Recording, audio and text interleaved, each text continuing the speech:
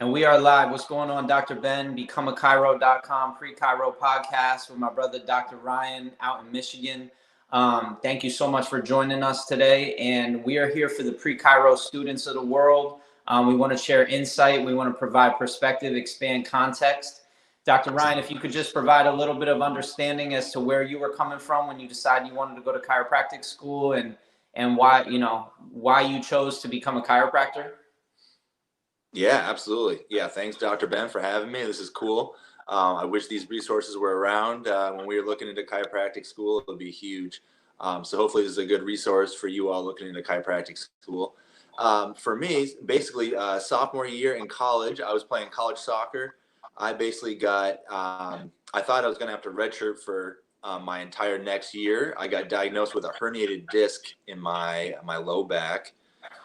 So basically I did, at first a trainer diagnosed me with just low back pain, put me on a standard, low back rehab protocol. I did that throughout an entire winter, thought, that took care of it. And then all of a sudden one day, my legs actually collapsed from underneath me. I had to go to the emergency room. One of my teammates had to basically wheel me in to the emergency room with a wheelchair. I couldn't walk whatsoever. Pretty scary moment where I knew it was definitely more serious than just some back pain you could take care of with some stretches and exercises. Saw some orthopedic surgeons at Dartmouth Medical, basically the best medical care facilities where I grew up in New Hampshire.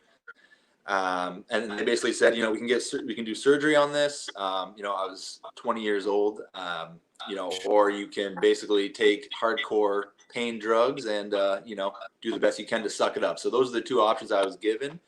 And, I didn't like either one of those options really. And so without knowing anything about chiropractors whatsoever, it just happened to be, the stars aligned, I guess. And I found a really good chiropractor in Keene, New Hampshire. And he, after struggling with this issue for 2 years, he fixed it up in 2 weeks. And so that just kind of, burnt a hole in my memory. And, I wasn't sure I was going to be a chiropractor right after that, but, this guy basically saved my soccer career, allowed me to keep playing after college and beyond. And, definitely wouldn't have been possible without him. So basically once soccer kind of wrapped up for me, I did a little bit of coaching. And then, when I was ready for the next chapter in my life after soccer, I just came back to chiropractic and, I got such good results. It was, when you experience those kinds of healing results, it's kind of easy to be motivated, and so for all the pre-chiropractic people out there, thinking about this profession, I would say, go shadow someone, if possible, shadow a chiropractor that's, getting the best results in your area and see what it's like doing that for a job. And if that gets you excited, it could be a really cool career. Right on. Thank you for that insight into your life. If you could, can you just touch on how being a soccer coach and also being a college level soccer player has helped you today as a practicing chiropractor? Yeah, exactly. I think that's a great point. There's a lot of athletes, that we saw in chiropractic school, a lot of, athletes or former athletes that are chiropractors. I think the biggest thing, kind of like we were talking about with motivation, so the biggest thing for me was soccer is, I was always motivated for the games. So, whatever it took in practice, whatever it took with off-season training, maybe even nutrition, stuff that I wasn't necessarily super excited about. I learned that if you want to, compete at the highest level, you're going to do all those things that, your competitors aren't necessarily doing, to get an edge, to, be the best soccer player you can be. I would say it's the same with chiropractic, at the end of the day, most of us chiropractors, we're running our own practice, or, we're responsible for building our own practice. So a lot of that comes down to, are you going to do the things that other chiropractors or other doctors or other healers aren't doing, so you can get the highest results possible, so you can be successful there.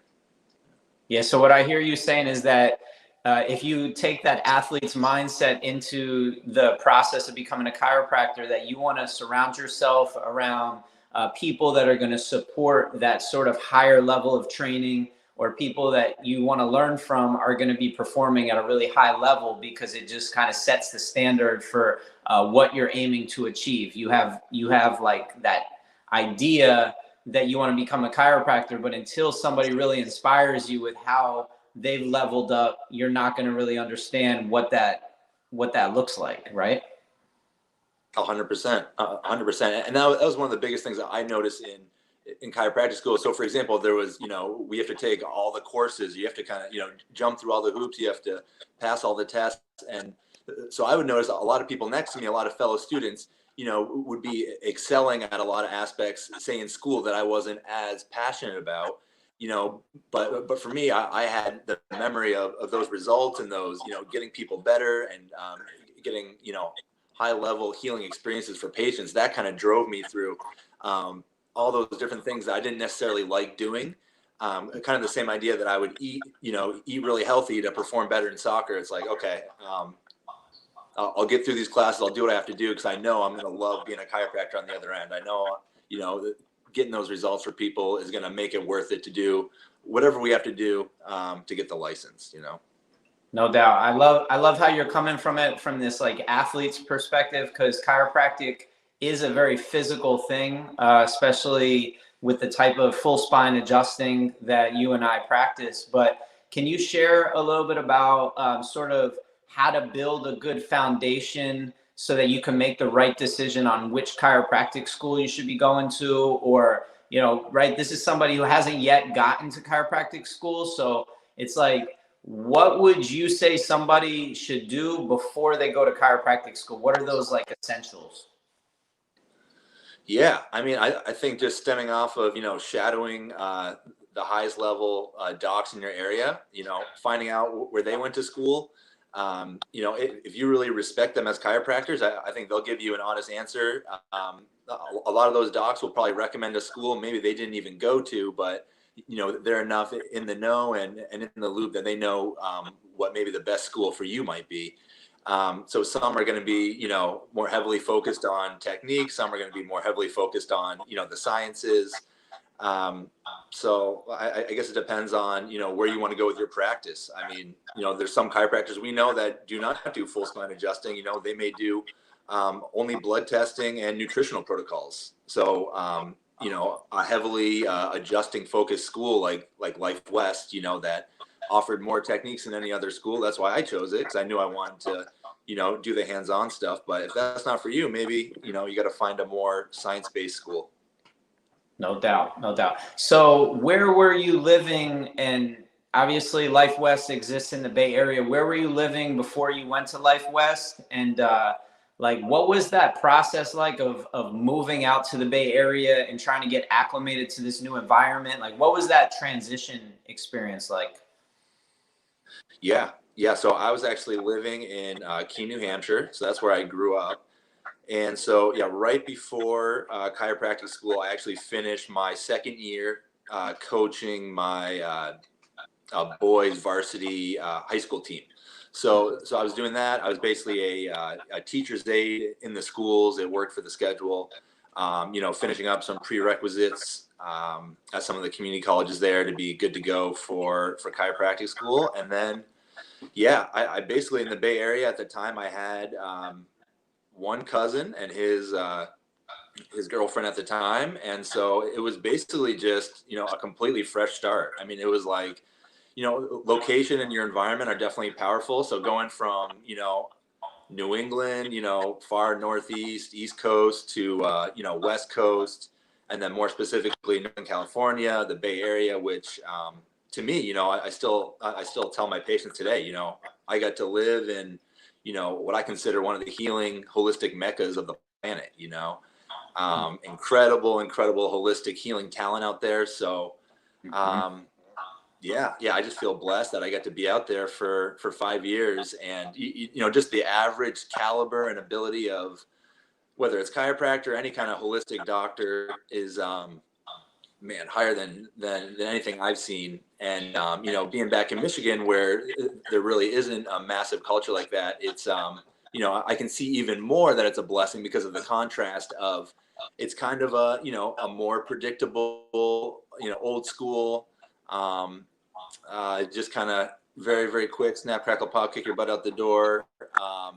Everyone gets the same exact treatment kind of care out here. Not to pick on anyone, it's just kind of that's what the culture is. So basically, being in Michigan, transitioning after the Bay, you see the contrast even more of like, holy cow, man, because it kind of became normal, and probably for you, it even feels normal. You've been out there, so long, Dr. Ben. Mm-hmm.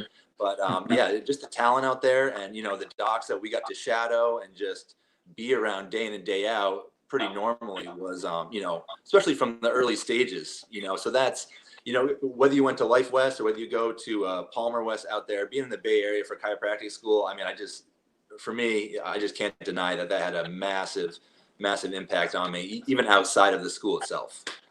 Absolutely. And just to be clear, we're not promoting Life West here. We're just saying that's what our experience was. That's the path that we chose to take.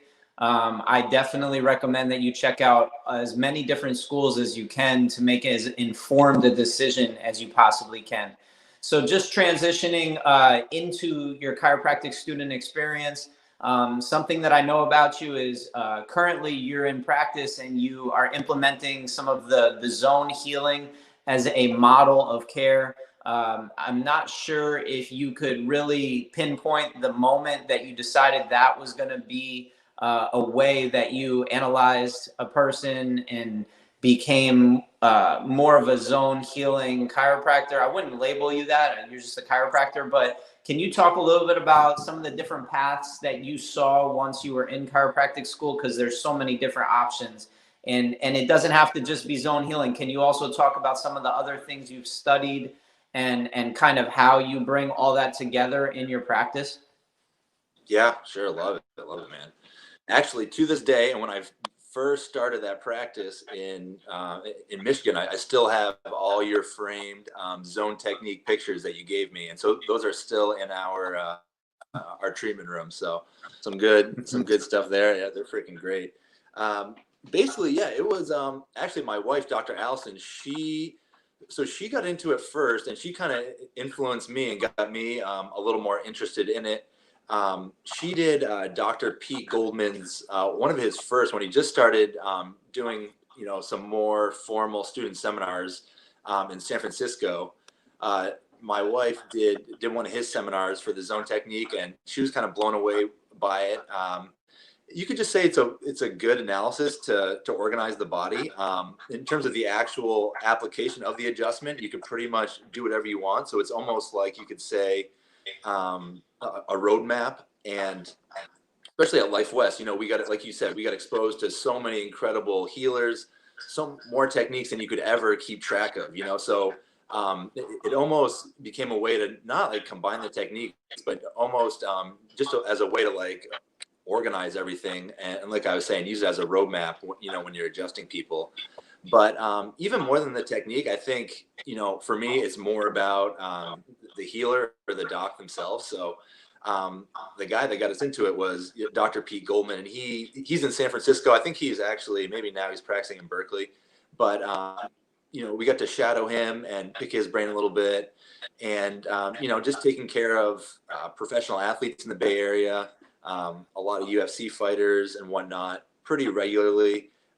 Just sitting in his waiting room, seeing people driving 4 hours, people flying in from different countries, just being kind of blown away on that level from the results he's getting. I think that was the big thing that really ended up catching our eye the most was, okay, how can we start getting that kind of level of results where people are happy to come in outside of your immediate town and get your care. So that's kind of where we ended school. That's what Dr. Allison and I have been doing since then. We've just been keeping that going. We love the results and all that. But before that, there was a lot of, MLS training, MLS seminars, going back to the athlete concept. That one always resonated with me because, it seemed like Arnaud took almost a professional athlete culture to the program, professional athlete / almost like, treating the adjustment like you're doing surgery, that kind of level of seriousness and that kind of level of dialing in, that laser sharp focus. That always resonated with me of just, okay, yeah, we're doing an athletic thing here that makes sense. So why wouldn't we make sure that aspect of this adjustment's at the highest level possible? Why wouldn't we get into that intention that, this adjustment is just as important as that surgery that they got? Why not? So I think kind of like what you're saying before, just being in the highest level of whatever it is you're interested in. Mhm. To me, it was, yeah. Arno had that at the highest level that I could see. And then, Dr. Pete, in terms of the actual results, had that at the highest level. So for me, that's just something, no matter what profession is, I would always look for that no matter what. Who's doing it at the highest level possible? And how can I, be around them so they can rub off on me. Yeah, and a recurring theme that I hear you bring up a couple times in this conversation is that you need to go outside of the classroom. You need to job shadow, or at least get into some offices, experience the type of care they're providing, observe the type of care they're providing. In a virtual world that we're living in 2020, our hope is that we can bring you some virtual observations so that you can gain access to people that we really believe are practicing at a high quality, but nothing's ever going to replace you receiving the care yourself. And a lot of people tend to choose the path that they want to follow based on the experience that they had receiving that type of care. So I also want to touch on one other thing that you mentioned, Dr. Ryan. So your partner in practice is your wife, and obviously you met her at school. Can you talk a little bit about that evolution in the relationship of meeting in school, dating, getting married, having a practice together, and some of the sort of experiences insights that you've gained through that experience? Yeah, my best friend's dad, he said the three C's to any relationship: communication, communication, communication. So that's anything. That's not just Allison and I. That's any relationship with anyone. But yeah, with Mhm. this path, very unique. It's not the average, partners or couples path, I guess you'd say. But I think things, like it's kind of a lot of my buddies here. They're not chiropractors. They don't really know what it's like to be in practice, but they're like, "Wow, you work with your wife day in and day out. Isn't that's got to be really, that's got to be a lot." And I Mhm. think what put it all in perspective was going through chiropractic school together, which to us was, so much more of a pressure cooker because there's so many, there's complications and there's things that are complicated, running your own business and being in practice, of course, but just in chiropractic school, it's like so many different conflicting responsibilities, so many things. It felt like it was way more stressful actually during that time, passing your board exams. So we almost feel like we had this, kind of like boot camp training from like day one in our relationship. We were kind of in this super stressful environment. So things like running a business together, being married, all these things are not little things, but put in perspective of having a relationship in the middle of chiropractic school where it felt like you barely can take care of yourself, Mhm. is I guess it kind of made it all possible in a way. Right on, right on. Yeah, I also practice with my lady, Dr. Irina, out here, and yeah, it's something that we built this bond when we were in chiropractic school together that gave us this feeling that we could deal with the adversity in front of us if we did it together. And building that experience together is so huge. It also really helps if you can sort of separate the responsibilities of practice life, because there's so much that goes into having a practice that we can't even really get into that in this conversation, but we will explore that in other places. But anyway, I just, any final thoughts on any final messages on kind of just really keeping it real with that prospective chiropractic student that might be considering a career in chiropractic or physical therapy? They might be wanting to go in the medical direction and maybe become a nurse practitioner, or medical doctor. What would you say if a student was in your office today and they were like, kind of considering chiropractic? What would be like the message that you were trying to provide? Yeah, absolutely. I mean, not to repeat myself with the shadowing, like we're saying, I mean, but just, that's amazing. Shadow the profession that you're interested in, and, pick their brain if possible, take them out to lunch just to be able to give them a Q&A. But yeah, I'd say take yourself out of the theory world of thinking, oh yeah, because unfortunately we would see people in chiropractic school who like the idea of being a chiropractor, and you and I take care of tons of awesome patients and they are huge holistic advocates and they love the idea of being a chiropractor, but they'll never be a chiropractor. It's not for them to actually do it isn't the right fit. So it sounds like a simple little shift, but it's actually life changing in the sense of, when you do that shadowing, see if, you can think it's super cool, and that's amazing. We need tons of advocates, but see if you can put yourself in their position. So when you're shadowing, picture yourself doing those adjustments. It may feel a little weird, but actually visualize yourself. See if you could actually see yourself doing the day-to-day stuff. Because I think if that gets you excited, that's going to get you past whatever kind of stuff you got to do on the way to becoming a chiropractor. Like you're saying, receiving the care. Yeah. I mean, receiving the care, getting great results yourself. I mean, that's going to be, like you're saying, that probably be in terms of value. And then just to bring it home, how has being a chiropractor in practice now allowed you to accomplish different things that you're currently, like the structure that you currently have created based on the practice that you have? Just kind of. Yeah. Having your own business. I mean, if you're talking like lifestyle stuff, for me, like I love kind of taking like, if you know, like have any friends that are nurses, like a nurse's shift would be typically like 3 to 4 days a week, somewhere from like, 10 to 12 hours, probably most likely. That's me 100%. For me, if I'm seeing one person that day or 100 people that day, I just feel like I'm on. So for me, each day when I wake up is either an on switch or an off switch. So I'm either seeing people that day, and nothing else is really going on for me that day of any real significance other than seeing people. So for me, I can work 3 days, 4 days, sometimes 2 days a week if I wanted to set myself up for some kind of continuing education trip or whatever it is. And you can really in practice, you can structure your day, your week to fit your needs, And you've been able to buy a house recently, and you're like growing your practice, and you're only a couple of years out.